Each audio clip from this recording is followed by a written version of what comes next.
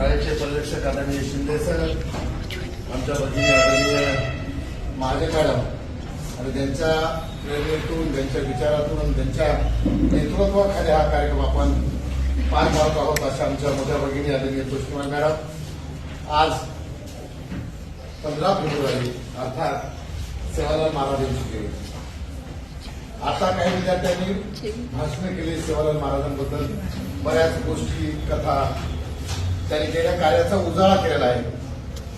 विद्यार्थी मित्रांनो, आपण सातत्यानं पाहत असतो संस्कृती गुण शिक्षण संस्थेच्या माध्यमातून, विशेष करून बिडगी या शाखेच्या माध्यमातून प्रत्येक राष्ट्रीय संतांच्या पुण्यतिथ्या, जयंत्या साजऱ्या केल्या जातात. त्याचा एक मोठा उद्देश असा असतो की कुठलाही संत, कुठलाही महापुरुष, कुठलाही स्वतंत्र सेनानी हा पर्टिक्युलर एका जातीचा, धर्माचा, पंथाचा नसून तो संबंध महाराष्ट्राचा आणि भारताचा असतो. सेवालाल महाराज यांच्या जयंतीच्या निमित्तानं बोलत असताना मला अतिशय आनंदानं, अभिमानानं सांगावं असं वाटतं की सेवालाल महाराज हे एक बुद्धिजीवी प्राणी होते. त्यांच्या करणीत आणि वाणीमध्ये मानव कल्याणाचं एक खूप मोठं कार्य होतं. आणि सेवालाल महाराजांनी त्या काळामध्ये, म्हणजे आजपासून 2-250 वर्ष अगोदर सेवालाल महाराजांनी सांगितलं होतं की आज जर तुम्ही पाणी व्यवस्थित नाही वापरलं, पाणी जिरवा, पाणी अडवा, पाणी जिरवा, ही जर संकल्पना आपण आज जर प्रत्यक्षात साकारली नाही तर भविष्यात तुम्हाला पाणी विकत घेऊन प्यावं लागेल. हा दूरदृष्टिकोन सेवालाल महाराज यांच्यामध्ये होता. पण सेवालाल महाराज म्हणजे काय जादू टोना करणारे महाराज नव्हते.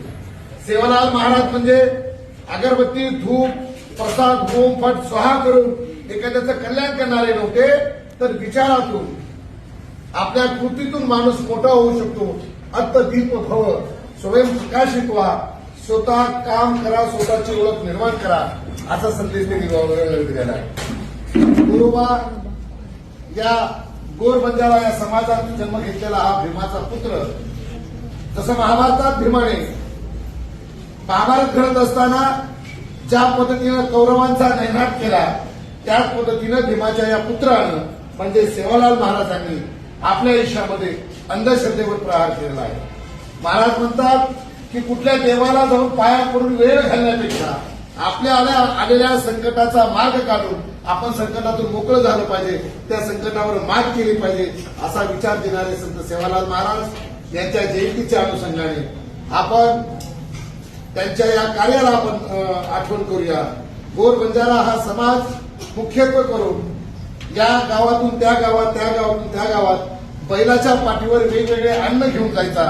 संत सेवालाल महाराजांचं एक वैशिष्ट्य होतं. सेवालाल महाराज जर या गावात आले, या गावात जर कुणी गरीब असेल, या गावात जर पाणी व्यवस्थित पडलं नसेल, तिथल्या शेतकऱ्याचं पीक जर व्यवस्थित पिकलं नसेल, तर सेवालाल महाराज त्या काळामध्ये त्याला एक क्विंटल गहू ज्वारीची आचून द्यायची आणि त्याला सांगायचे हे तुला खायचं पण आहे, याच्यातून बी वाचवायचं पण, पेरायचं पण आहे. पुढच्या वर्षी मी जेव्हा येईल, मी तुला 1 क्विंटल दिले, पुढच्या वर्षी तुला 1.25 क्विंटल मला परत द्यावा लागणार आहे. आणि अशा पद्धतीनं अन्नधान्याची देवाणघेवाण करणारे, भुकेल्याला अन्न देणारे, ताणलेल्याला पाणी पाजणारे, जो मार्ग सोडून चुकीच्या मार्गाने चाललेल्या त्या काळामध्ये ठग लोक खूप होते. अर्थात जेव्हा या गावातून त्या गावात बैलाच्या पाठीवर अन्नधान्याचं ओझं घेऊन जेव्हा सेवालाल महाराज जायचे किंवा गोर समाजाचा, गौर बंजारा समाज जात होता, त्या काळामध्ये खूप मोठ्या प्रमाणात चोऱ्या व्हायच्या, आडवाडी व्हायची आणि लोकांचं चोरून ते अन्नधान्य घ्यायचे. तर सेवालाल महाराजांनी कीर्तनाच्या माध्यमातून, भाषणांच्या माध्यमातून, कथांच्या माध्यमातून समाज पुनरुद्धाराचं खूप मोठं काम केलेलं आहे. आणि विद्यार्थी मित्रांनो, संत सेवालाल महाराज, संत उगाच होत नाही माणूस. माणसाला संत होण्यासाठी आपलं आयुष्य सोडून इतरांसाठी जगावं लागतं. आणि म्हणून काही दशके अगोदर संत होऊन गेले, त्यानंतर संत आपल्याकडे होऊ शकले. त्याचं कारण आहे की माणूस माणसासाठी, स्वतःसाठी, स्वार्थासाठी जगत आहे.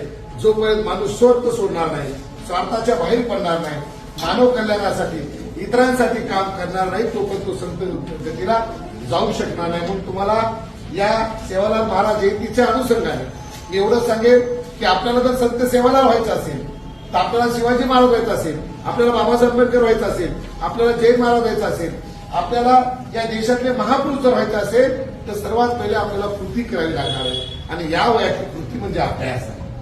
आज आपण जर अभ्यास केला तर वर्गात पहिला, शाळेत पहिला, तालुक्यात पहिला नव्हे तर जिल्ह्यात पहिला येऊन आपण आपल्या आईवडिलांचं आणि आपल्या शाळेचं आणि स्वतःचं नाव मोठं करू शकतो. म्हणून विद्यार्थी दशेमध्ये विद्यार्थ्यांनी काय करावं त्याबद्दल बोलत असताना सेवालाल महाराजांनी सांगितलंय. गुरुकुल पद्धतीमध्ये जे विद्यार्थी शिकायला गेलेत त्यांनी प्रामुख्याने प्रांजळपणे इमानदारीने शिक्षण घेतलं पाहिजे. नाहीतर मी येतो शाळेमध्ये, शाळेत जायचं म्हणून घरून दप्तर ठेवतो आणि हात तिकडे जाऊन गुंड्या काय म्हणते तुम्ही दप्तर ठेवून गुंड्या म्हणते काय शाळा उभवतो असं आपण करायला पाहिजे. आपण ज्या कामासाठी शाळेत आलो प्रामुख्याने वर्गात शिकत असताना शिक्षकाकडे पूर्णपणे लक्ष केंद्रित करून ऐका. आम्हाला आठवतो मॅडम, मी जेव्हा बीएला होतो तेव्हा काही विषय मला खूप अवघड जायचे, लोकप्रशासनाचा विषय असल्यामुळे. मग मला तो विषय जर आठवला नाही, तुम्ही विद्यार्थ्यांना ते प्रश्नाचं उत्तर काय तर तो सांगा. अरे भूताळे सर मी त्यावेळेस असं करताना शिकवलं नव्हतं का, त्यावेळेस दिवशी वर्गात असं झालं की मग तो पिरियड पूर्णपणे तो पिरियड आम्हाला आठवायला लागायचा आणि मग आम्ही तो अभ्यासात त्या प्रश्नपत्रिका सोडत असताना ते उत्तर द्यायचे. त्याचं कारण असं होतं विद्यार्थ्यांनी, आपण जेव्हा वर्गात बसून शिकवत असताना शिक्षकाकडे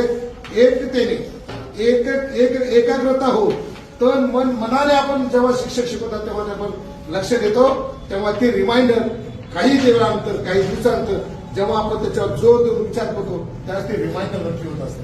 म्हणून वर्गात शिकवत असताना आमचं काम आहे की आपण एकाग्रतेने शिक्षकांना ऐकलं पाहिजे. सर काय शिकवत आहेत, मॅडम काय म्हणत आहेत, हे जोपर्यंत आपण एकाग्रता करून ऐकणार नाही तोपर्यंत आपण संत गतीला जाणार नाही. आणि संत गतीला जायचं असेल तर पुन्हा सांगतो, माणसाने माणसाशी माणसासम वागलं पाहिजे. बरोबर. मला संत सेवालाल महाराज काय सांगतात, सेवालाल महाराजांच्या व्याख्यानातून, प्रवचनातून, कीर्तनातून एक प्रमुख गोष्ट जर होती तर ते म्हणायची की माणसानं माणसासोबत माणसासोबत वागायचं.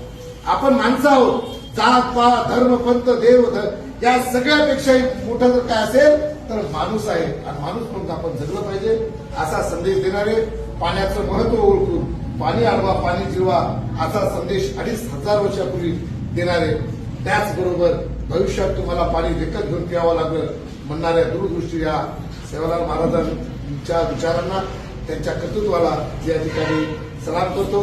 मला आपण बोलून घेतलात, बोलण्याची संधी दिली, माझं शांततेने ऐकून घेतलात त्याबद्दल तुम्हाला सर्वांचं या ठिकाणी आभार मानतो. जय सेवालाल, जय सेवालाल, जय सेवालाल. एवढं बोलून मी थांबतो. धन्यवाद. जय हिंद.